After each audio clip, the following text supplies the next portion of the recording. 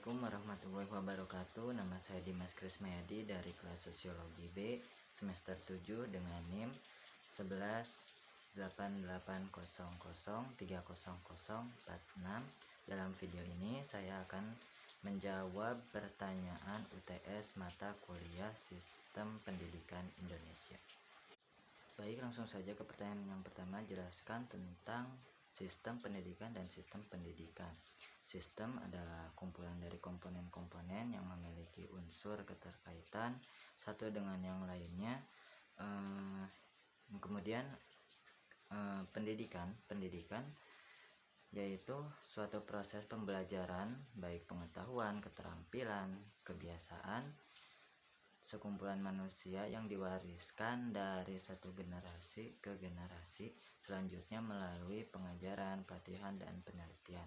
Jadi dari dua definisi itu, sistem pendidikan adalah himpunan gagasan atau prinsip-prinsip pendidikan yang saling bertautan atau berhubungan dan tergabung sehingga menjadi suatu keseluruhan untuk mencapai tujuan dalam pendidikan itu sendiri. Nomor 2, bagaimana pendapat Anda tentang gagasan MBKM? Baik, saya akan menjawabnya. Yang saya ketahui tentang MBKM yaitu Merdeka Belajar Kampus Merdeka.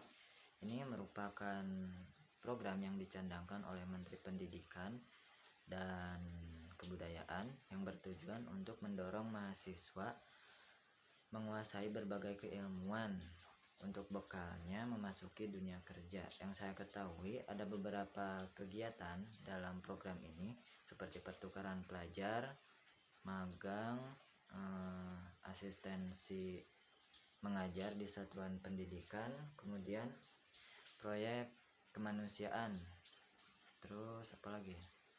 Kegiatan usaha dan kuliah kerja nyata tematik. Pendapat saya tentang program ini sangat bagus karena dapat membantu mahasiswa untuk mewujudkan kesiapannya setelah masa kuliahnya selesai gitu.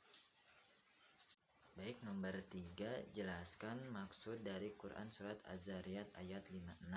Bismillahirrahmanirrahim. Wa ma khalaqtul jinna wal insa illa liya'budun. Artinya, dan aku tidak menciptakan jin dan manusia melainkan supaya mereka menyembahku. Penjelasannya, ayat ini menegaskan bahwa Allah Subhanahu wa Ta'ala tidaklah menjadikan jin dan manusia itu melainkan untuk mengenalnya dan supaya beribadah kepadanya.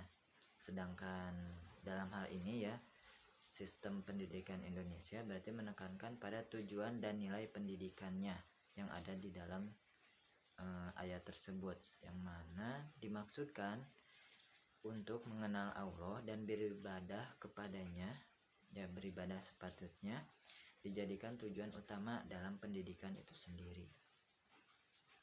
Nomor 4, jelaskan bagaimana posisi kurikulum dalam sistem pendidikan Indonesia. Yang saya ketahui tentang kurikulum ini memiliki kedudukan sentral dalam sistem pendidikan Indonesia. Kurikulum merupakan pedoman atau arah dalam pelaksanaan pembelajaran. Jadi, kurikulum berperan mengarahkan berbagai bentuk aktivitas pendidikan demi tercapainya tujuan pendidikan. Selanjutnya nomor 5, pendapat tentang UN ada atau ditiadakan. UN sebenarnya tidak menjadi masalah bila tidak ada atau ada. Kondisi sekarang saya berpendapat bahwa UN sebaiknya digantikan dengan beberapa aspek penilaian lain selama dalam masa pembelajaran, baik dari sikap, nilai ujian dalam pembelajaran, dan memiliki absen yang cukup, karena UN itu sendiri tidak dapat dianggap secara general dari kelulusan seorang siswa. Nomor 6, apa isi gagasan Islam terpadu? Yang saya ketahui di dalamnya memadukan ilmu agama dan ilmu umum serta memfokuskan pada 3 aspek, yaitu kognitif, afektif, dan psikomotorik. Pembelajaran dilakukan dengan menciptakan nuansa-nuansa Islami dalam setiap kegiatannya.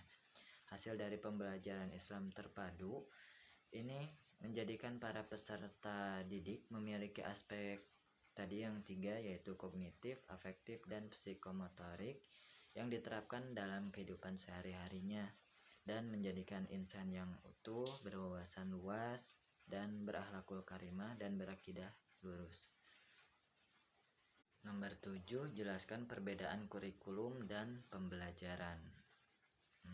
Kurikulum tadi yaitu berfungsi sebagai pedoman yang memberikan arah dan tujuan pada pendidikan serta di dalamnya itu harus dipatuhi dan dipelajari. Sedangkan pembelajaran itu sendiri merupakan proses yang terjadi dalam interaksi belajar antara murid dan guru, yang mana itu saling berhubungan gitu. Baik, semua pertanyaan sudah terjawab. Mungkin sekian dari saya. Wassalamualaikum warahmatullahi wabarakatuh.